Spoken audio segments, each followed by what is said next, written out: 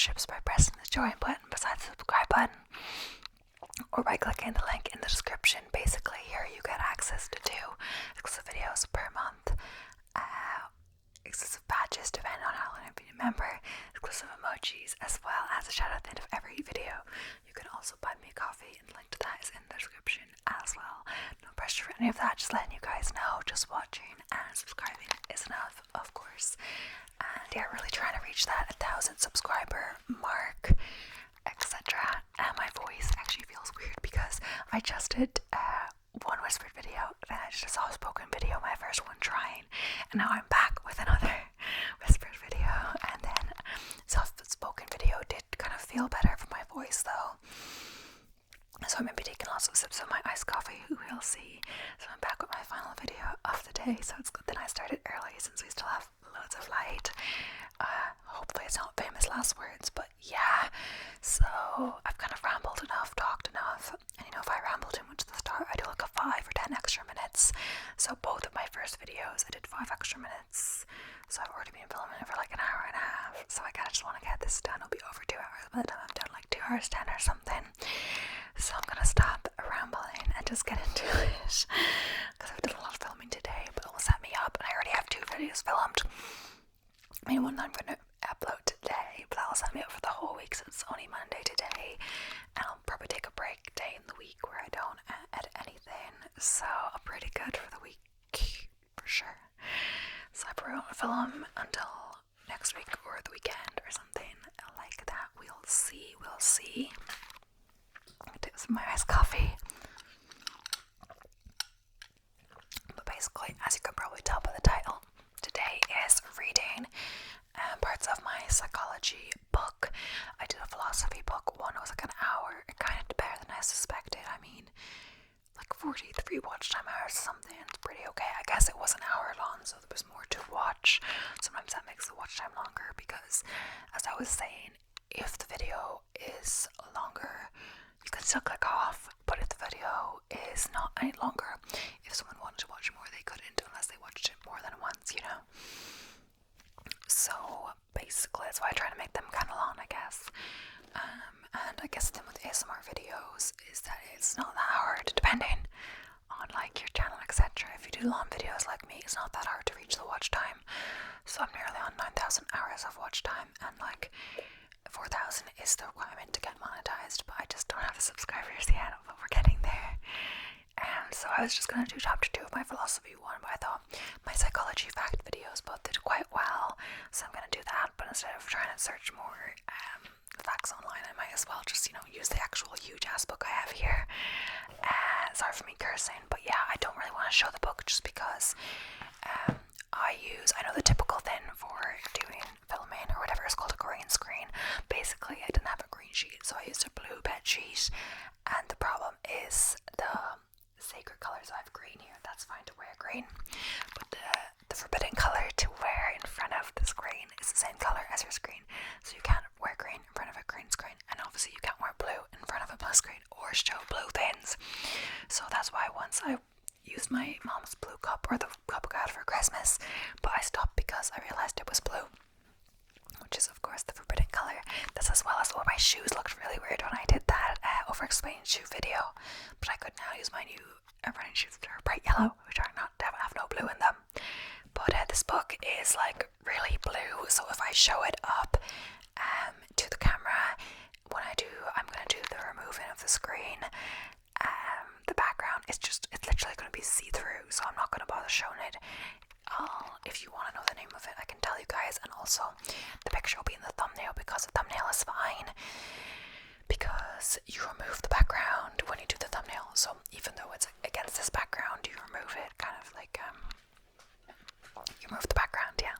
So either way, I probably should have done it against the not blue screen. I might redo the thumbnail after filming this, because I think it's actually better to not have it against the blue screen, because then it's easier for Photoshop to distinguish which is the subject and which is the background. The subject and background are similar color, like I mean the subject, it being the background, it's harder for it to distinguish if they're similar in color. So basically I'm going to go into chapter 2, I think, because chapter 1 is kind of like a similar, like a Freud stuff that I did in like my fact videos. So yeah, and yes, so studying behavior scientifically is the second chapter of this book. So hopefully I'm not looking down too much. Like when I read things, I notice I'm looking down a lot, and even though I have the light on, it's not the easiest color to like read in this, but hopefully it'll be fine. Like, so on Friday the 18th of February 2011, a man chased and caught a gunman following an armed raid on a jewelry shop in Peterborough, England. So the man managed to knock the weapon from the hand of the robber as it was aimed at his head. The mystery man, believed to be in his 20s, disappeared without a trace. The story was reported in the Telegraph on 19th of February 2011. In March 1964, 28-year-old, oh yeah, I know this one. Oh, we've talked about this though in the other videos. I'll see. Kitty Genovese was stabbed repeatedly and raped by a knife-wielding assailant as she returned from work to her New York City apartment at about 3 a.m. The attack lasted about 30 minutes, during which time her screams and pleas for help were heard by at least 38 neighbours. Many went to their windows to find out what was happening, yet nobody assisted her, and by the time anyone called the police, she had died. The incident drew international attention from a shocked public, and commentators expressed outrage over bystanders' apathy and people's refusal to get involved. That could have saved her life if someone even just called the police, etc. So science frequently has all the mystery of a good detective story. Consider the psychological puzzle of bystander intervention. If you were in trouble and needed help from bystanders, would you receive it? Ordinary citizens often act decisively to help someone in need. However, people do not always come to the aid of others. Why do bystanders sometimes risk injury and death to assist a stranger, yet other times fail to intervene? Even when helping or calling the police entails little personal risk. So, in this chapter, we explore principles and methods that form the foundation of psychological science. These principles also promote a way of thinking, critical thinking, that serve you well in many aspects of your life. So I'm not sure if I should skip this one or not, because I swear we did it in the other video I had.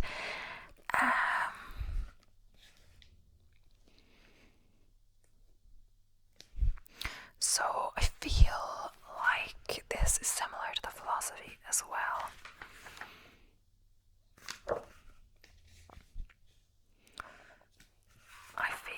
I'm not sure how similar it is, but I think I'll just keep going.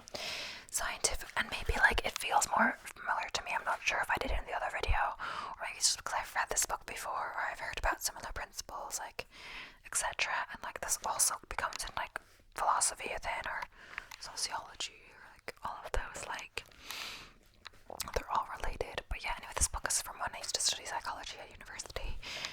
But yeah, so scientific principles in psychology.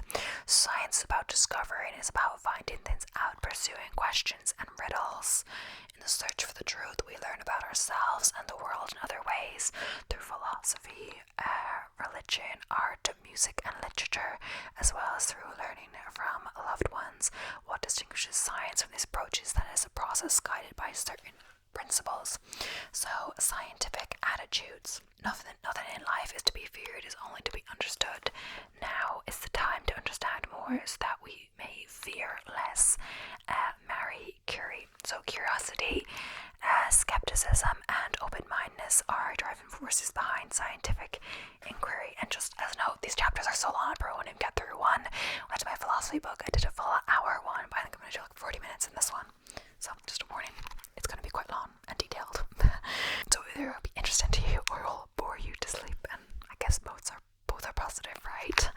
In this, especially since you're meant to fall asleep, or trying to fall asleep. A lot of people are, but some people just watch ASMR to relax. Whatever, it's valid. The good scientist has an insatiable curiosity and is forever asking questions and reviewing and assessing the work done by other scientists in their pursuit. Many scientists will tell you that in their pursuit to solve a problem, they often find more questions than they do answers, and so their work goes on. Like a master detective, the good scientist, an incurable skeptic. Each claim is met with a reply show me your evidence. Scientists also must remain open-minded to conclusions that are supported by facts, even if those conclusions refute their own beliefs. The mistake many people make is that they seem to think that science is something only scientists do. Not true. We all do it every day, but many of us just do not notice. So when you add a little salt to your cooking and taste it to see if it needs more or something else before you serve it, you are doing science. I do that quite a lot. I'm always tasting my cooking. You are altering a system, your food, and testing it to see your effect your alteration had. You are manipulating a variable and assessing the effect by measuring another variable. We will discuss this more formally in this chapter. Science is then just a way of thinking about the world. We all do it, some of us more formally than others. So evidence-based practice. We change our behavior based on evidence. We are engaging in evidence-based behavior modifications. Good science is evidence-based. Changes are made and conclusions drawn on careful observation of how our manipulations have affected the object of our investigations. In psychology, evidence-based practice describes the preference for interventions in mental health treatment that have evidence to support their use. This evidence comes from the application of scientific principles that we describe in this chapter. The importance of an evidence-based approach is mirrored in the scientist-practitioner model of training that psychologists are often part of. The model maintains that the psychologist is primarily a scientist, going about their business with a careful, measured scientific approach that will inform their professional activities in an evidence-based approach. It is here that we see the pursuit of psychology most clearly defined as scientific. Psychology really is a science of mind and behavior. So, gathering evidence as steps in the scientific process, and I hope I didn't do this too much more in a different video, and if I did, I hope it's still interesting, or, it's okay if some of the videos are similar, I guess, because not everyone watches every single one, and of course, we all have free will, depending on what you think about philosophy. If we talked about that in the philosophy video, that can get you in a whole other mind spin. The free will day we talked, I remember I came out of the class free will thinking, going crazy, determinism versus free will, oh my gosh. So, anyway, not to talk about that now. So, curiosity and the research question sparks the first step. We observe something noteworthy and ask a question about it. Following the Kitty Genovese murder, two psychologists, John Darley and Pip Latine, met up and discussed initial observation or question. Kitty Genovese incident. Why did no one help? Step 2. Gather information and form hypothesis. A diffusion of responsibility may have occurred. Hypothesis: if multiple bystanders are present, then each bystander's likelihood of intervening will decrease. We talked about this in a different video. The bystander effect, I guess, yeah. The third, test hypothesis, conduct research, create emergency and controlled setting, manipulate perceived number of bystanders, measure helping. So step 4, analyze data and draw tentative conclusion. Helping decreases as the perceived number of bystanders increases. The hypothesis is supported. If data do not support the hypothesis, revise and retest. So report findings to scientific community. Researchers submit report to a scientific journal. If experts reviewers favorably evaluate the study, it is published. Fellow scientists learn about the research and they challenge, support, or expand on it. So, further research and theory building. Additional studies support the hypothesis. A theory of social impact is developed based on these and other findings. So, new hypotheses derived from theory. The theory is tested directly by driving new hypotheses and conducting new research. This is about the scientific method, how it works. So, I think it was continuing. I think I stopped to do the scientific method. So following the Kitty Genovese murder, two psychologists, John Darley and Pip Latine, met up and discussed, and it goes on to the next page. That was just a diagram that was in the middle of it. The curious case, they observed that nobody helped Kitty Genovese, and then as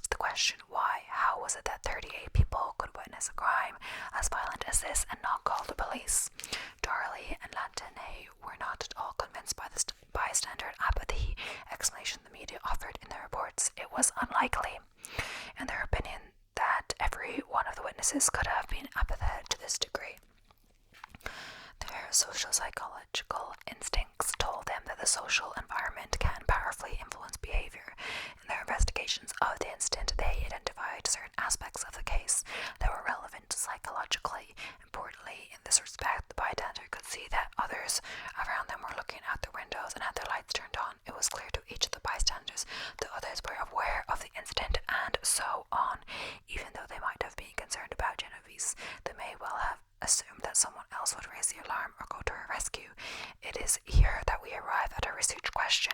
The thing that drives us to investigate further. For Darley and Latine, this question was a resounding one, and one that many of us reading the story will also have come to.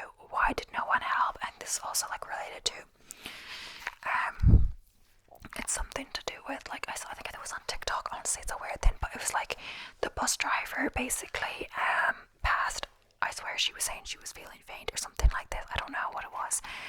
Or the bus driver passed out or having some medical condition as she was driving, and a boy took control of the bus to steer them safely or pull in or something like that.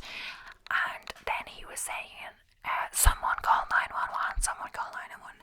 And people in the comments were saying that he had to say to someone in the future, that he should say it to someone specifically, because if you have to kind of point out one person and say, you do this, because if you just say someone, people kind of assume that someone else will do it and diffuse responsibility, as in this case. So it has to be clear on who. So if you're in a kind of an emergency situation, it's maybe best to direct one person and get them to do it. So gather information and form a hypothesis. So scientists examine whether any studies, theories, and other information already exist that might help answer their questions.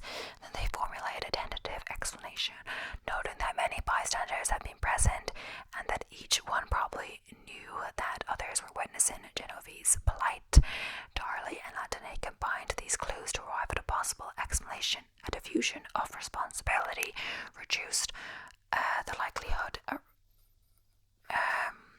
that any one bystander would feel responsible for helping. This tentative explanation is then translated into a hypothesis, specific prediction about some phenomena or other that often takes the form of an if and then statement. Emergency: if multiple bystanders are present, then the likelihood that any one bystander will intervene is reduced. So next up is that you test the hypothesis by conducting research. So it's each individual step but more detailed basically. Darley and Latine, 1968, staged an emergency in their laboratory and observed people's responses. Undergraduate participants were told that they would be discussing personal problems faced by college students. They were also told that to ensure privacy, they would be in separate rooms and communicate through an intercom system. The experimenter would not listen to their conversation. Participants understood that they would take turns speaking for several rounds. In each round, a participant would have 2 minutes to speak, during which time the others would be unable to interrupt or be heard because their microphones would be turned off. As the discussion began over the intercom, a speaker described his difficulties adjusting to college life and disclosed that he suffered from seizures. During the next round of conversation, the same speaker began to gasp and stammer, saying, "Could somebody help? Choking sounds. I'm going to die. Help." Seizure, chokes, and silence.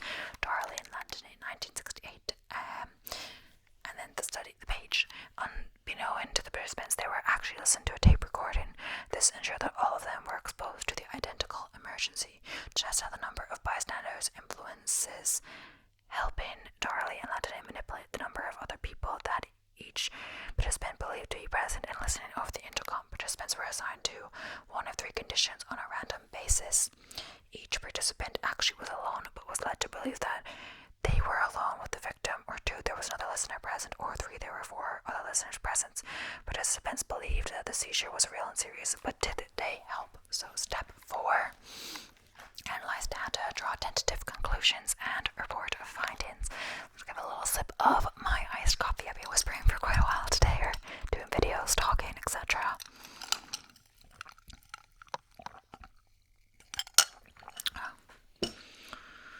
So, information information data is collected and analysed. As figure 2.3 shows, Darley and Latine found that all participants who thought they were alone with the victim helped within 3 minutes of the seizure.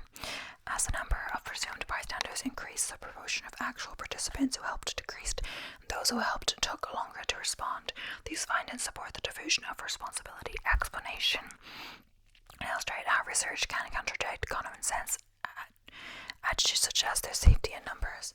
As you will see throughout this book, many common sense beliefs have not survived the cutting edge of psychological research. So, build a body of knowledge, ask further questions, conduct more research, and develop and test theories. So, scientists communicate their findings to the scientific community.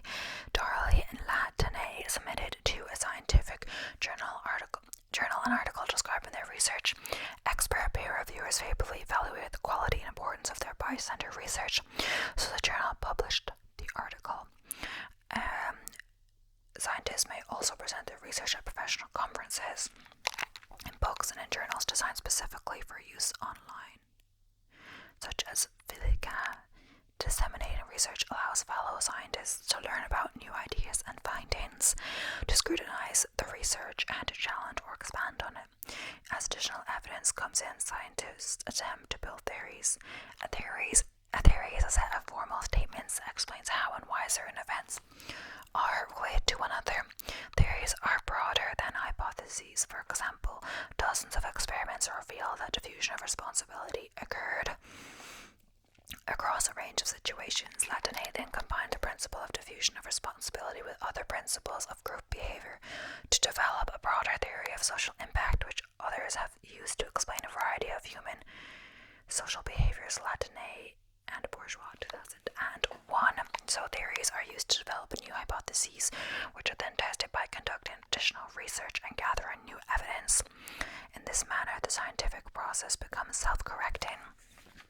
If research consistently supports the hypotheses derived from the theory, confidence in the theory becomes stronger. If the predictions made by the theory are not supported, then it will need to be modified or ultimately discarded. Accurately and carefully communicating the methodology applied to the research is a very important part of science. It allows others to replicate findings, extend their research, and to take it further. Replication of research is also an extremely important component in developing support for the hypothesis and developing confidence in theory under investigation. We describe this a little later in the chapter. So, 2 approaches to understanding behavior. So, humans have a strong desire to understand why things happen. Why do scientists favor the preceding step-by-step approach to understand behavior over the approach typically involved in everyday common sense hindsight? So, hindsight after the fact understanding. Life is lived forwards but understood backwards. So then Kierkegaard next a presentation about him in philosophy. Many people erroneously believe that psychology is nothing more than common sense. It is always easy to arrive at an explanation to account for a statement you may hear. For instance, if you heard that when people wear seatbelts, they drive more responsibly, you might explain this by saying this is clearly because the seatbelt reminds them of the danger they and others are in, and so their driving reflects this. When you are told that wearing seatbelts does not make a person drive more responsibly, but in fact there's contested evidence to suggest that it makes them drive faster, then it's not difficult to arrive at just as suitable an explanation. You may, for instance, say, of course people drive faster. They feel safer wearing a seatbelt, so they think they can drive faster and still be as safe as when they were not wearing one. Consider the following statements adapted from Stufer et al. And that's exactly the people, scientists that were in the study. It's like just the method that used to credit everyone's work. Who looked at attitudes and behavior of soldiers in the Second World War. How would you account for each of them? Okay, so compared with white soldiers, black soldiers were less motivated to become officers. During basic training, soldiers from rural areas had higher morale and adapted better than soldiers from large cities. Soldiers are more motivated to return home while the fighting was going on than they were after the war ended. You should have no difficulty explaining these results. Typical reasoning might go something like this. 1. Owing to widespread prejudice. Black soldiers knew that they had little chance of becoming officers. Why should they torment themselves wanting something that was unattainable? 2. It is obvious the rigor of basic training would seem easy to people from farm settings who were used to hard work and rising at the crack of dawn. 3. Any sane person would have wanted to go home while bullets were flying and people were dying. What happens if we reverse the statements? Compared to white soldiers, black soldiers are more motivated to become officers. During basic training, soldiers from rural areas had lower morale and adapted worse than soldiers from larger cities. 3. Soldiers less motivated to return. Soldiers were less motivated to return home while the fight was going on than they were after the war ended. So the major limitation of relying solely on hindsight. You should find that it is just as simple to arrive at explanations for the statements now as it was first time you did it. After the fact, explanations for almost any result are easy to arrive at. So the major limitation of relying solely on hindsight is that past events usually can be explained in many ways, and there is no sure way to know which, if any, of the explanations is correct. You may find the phrase post hoc ergo propter hoc used in other textbooks and sometimes as a criticism of research findings. Post hoc means after the fact, ergo means and so, or therefore, and propter hoc means resulting from the event. Literally, the assumption is made after the event that because something is observed, it must be a result of the event itself. A causal relationship has been assumed, even though there might be no causal relationship at all. One of the perils of post hoc or after the fact reasoning. Despite this drawback, after the fact understanding can provide insight and is often the foundation on which further scientific inquiry is built. For example, Darley and Latinate's diffusion of responsibility explanation was initially based on after-the-fact reasoning about the Giddy Genovese murder. So there was also something that I think it was in a textbook where my dad was saying it. It was something like in some place they shot arrows at the moon every night, or the sun every night was the moon every night and it went away, or the sun every day and the sunset. I don't know what it was. They shot like arrows at the moon every night and it went away or something like that. But that's just like, that's because like they always did it at night and or something like that, and that's just how the sun rises or how the moon how the day works, you know. It wasn't because they were shooting the arrow, it's just because that's how it works anyway. But they were assuming a causal relationship, even though, you know, so correlation does not equal causation.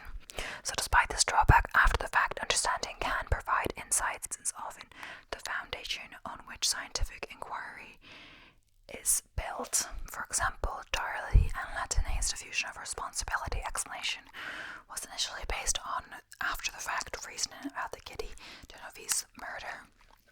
So understanding, true prediction, control, and theory building. Whenever possible, scientists prefer to test their understanding of what causes what more directly. If we truly understand the causes of given behavior, then we should be able to predict the conditions under which that behavior will occur in the future. Furthermore, if we can control these conditions, example in the laboratory, then we should be able to produce that behavior. Darley and Latte's research illustrates this approach. They predicted that owing to a diffusion of responsibility, the presence of multiple bystanders during an emergency would reduce the individual helping. Next, they carefully staged an emergency and controlled participants' belief about the number of bystanders present. Their prediction was supported. Understanding through prediction and control is a scientific alternative to after-the-fact understanding. Theory building is the strongest test of scientific understanding because theories generate an integrated network of predictions. Good theory has several important characteristics. So, it incorporates existing knowledge within a broad framework, that is, it organizes information in a meaningful way. It's testable, it generates new hypotheses whose accuracy can be evaluated by gathering new evidence. The predictions made by the theory are supported by the findings of new research, and it conforms to the law of parsimony. If two theories can explain and predict the same phenomenon equally well, the simple theory is the preferred one. So even when a theory is supported by many successful predictions, is never to be regarded as an absolute, always happens through truth. There is always the possibility that some future observations will contradict it, or that a newer and more accurate theory will take its place. The rather overused example is that of gravity. Gravity is a theory, not a fact, given a set of assumptions in a particular environment. What goes up must come down. You can test this hypothesis over and over again. You'll find that throwing items into the air is followed by their returning to Earth. There is a great deal of evidence to support this particular hypothesis. Many billions of items have returned to Earth after being elevated in some way. For it would take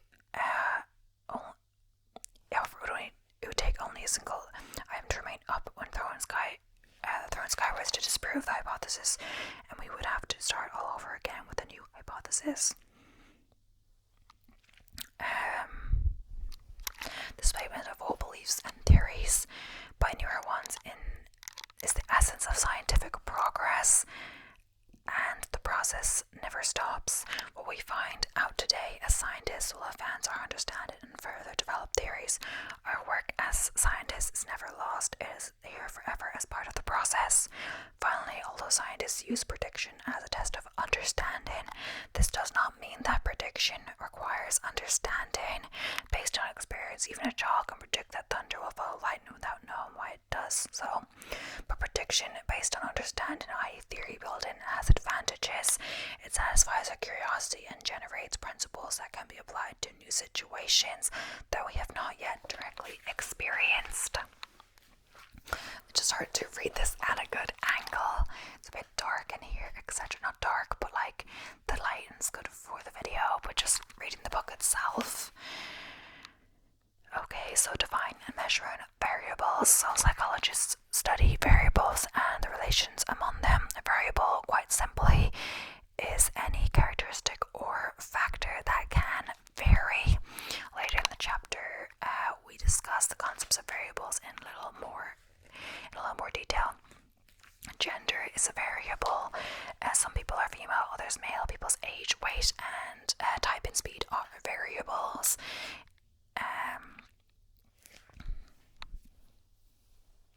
As are concepts such as intelligence and stress.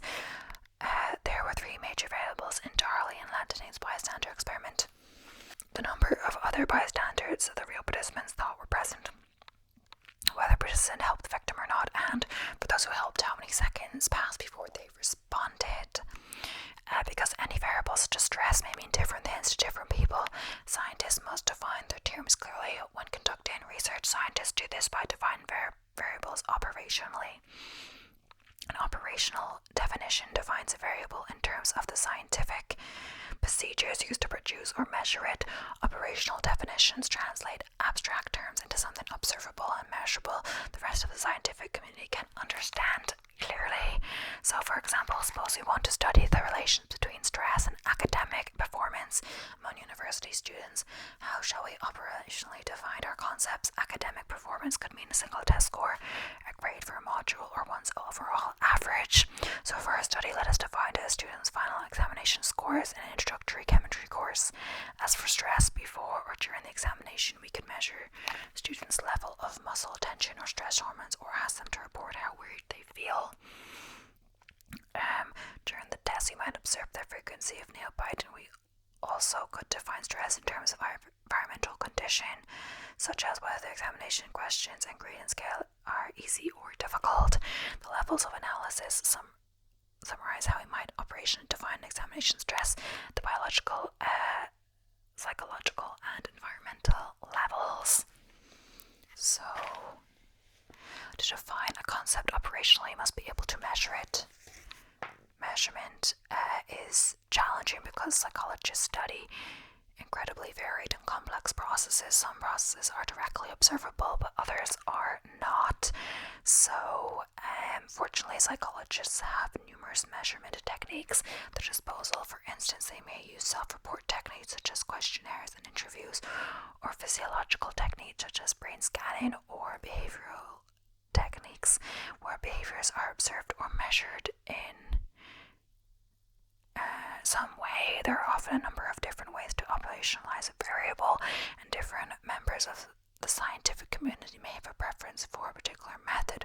For instance, a psychologist working in a biological field may choose to operationalize their variables differently from a psychologist investigating the same topic from a psychophysical perspective. So, levels of analysis. So we've already basically talked about that. It's just like a diagram indicating all of that.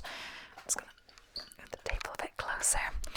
So, self-reports and reports by others. Self-report measures ask people to report on their own knowledge, attitudes, feelings, experiences, or behavior. This information can be gathered in several ways, such as through interviews or questionnaires.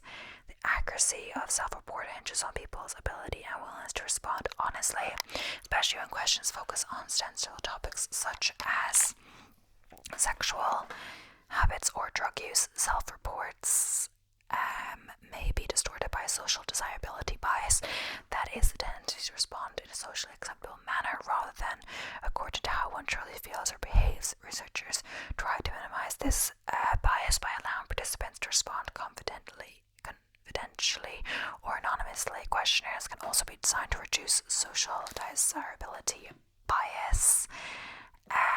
We also can get information about someone's behavior by obtaining reports made by other people, such as parents, spouses, and teachers who know the person. University students might be asked to rate their classmates' personality traits, and job supervisors might be asked to rate a worker's competence. As with self-reports, researchers try to maximize participants' honesty in reporting about other people. So, observations of behavior. Another measurement approach is to observe and record overt, directly visible. So, behavior in an animal learning experiment, we might measure how often a rat follows the correct path in a maze. In Darley and Lantinay's 1968 bystander emergency experiment, they recorded whether college students helped a seizure victim. Psychologists also develop coding systems to record different categories of behavior. If we observe how a parent behaves while a child performs a task, we might code each instance of parental behavior into categories such as praise is child, assist child, criticize child, and so forth. Once a coding system is developed, observers are trained to use it properly so that their measurements will be reliable, i.e. consistent. So, if two observers watching the same behaviors repeatedly disagree in their code, and e.g. one says the parent praised and other says one says the parents assisted, and the data are unreliable and of little use. Ideally, a coder will be an independent data gathering procedure, that is, they will be blind to the aims and hypotheses under assessment, thus ensuring their judgments are not influenced by their expectations of what they hope to or might be expected to observe. So humans and other animals may behave differently when they know they are being observed. So to counter this problem, and if this is considered to be an issue in the design, researchers may choose to camouflage themselves or use unobtrusive measures which record behaviors in a way that keeps participants unaware that they are being observed. A person's choice of words in a conversation may reveal something about them, something about their true feelings and meanings. Careful analysis of a discussion called discourse analysis, an example of an unobtrusive measure. Psychologists also gather information about behavior by using archival measures, which are records or documents that already exist. For example, researchers assessed a program to reduce drunk driving could examine police records to measure how many people were arrested for driving while drunk before and after the program was implemented. So, So psychological measures, physiological measures, responses can be recorded to assess what people are experiencing. Measures of heart rate, blood pressure, respiration rate, hormonal secretion, and electrical and biochemical processes in the brain have long been the mainstay of researchers working within the biological perspective, but these measures have become increasingly important in many other areas of psychology. Physiological responses can have their own interpretation problems. For example, if a person shows increased heart rate, brain activity in a particular situation, what emotion is thought or is being expressed, the links between specific patterns of physiological activity and particular or mental events are far from being completely understood. So it's got in review and moves on to something about ethical principles in research. But we're not going to do that for now. Just wanted to quickly say that I did lots of these kind of like I did in school, like a philosophy and sociology, and then university I did psychology. But in sociology class, we had an experiment one of the years. It's a bit more practical, the sociology classes, depending. So we got to go to the classroom